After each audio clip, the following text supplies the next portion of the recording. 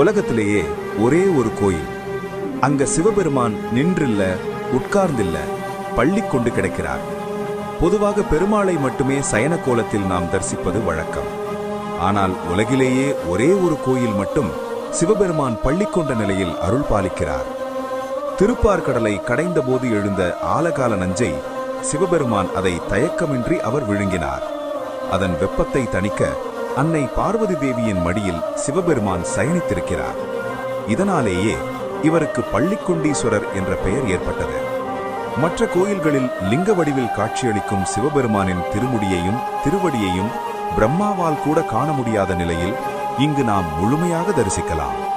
திரையோதசி திதியில் சந்தியா காலத்தில் சிவபெருமான் தேவர்களுக்கு காட்சி தந்து அருள் புரிந்தார். அந்த புனித நேரமே பிரதோஷம் என்று அழைக்கப்படுகிறது. இப்படிப்பட்ட சிறப்புமிக்க பள்ளிக்கொண்டீஸ்வரர் திருக்கோவில் ஆந்திர மாநிலம் சித்தூர் மாவட்டத்தில் உள்ள சுருட்டப்பள்ளியில் அமைந்துள்ளது. இன்னும் இந்த அரிய தரிசனத்தை பார்க்கலையா? ஒரு தடவை கண்டிப்பா போய் பாருங்க, வாழ்க்கையே மாறும்.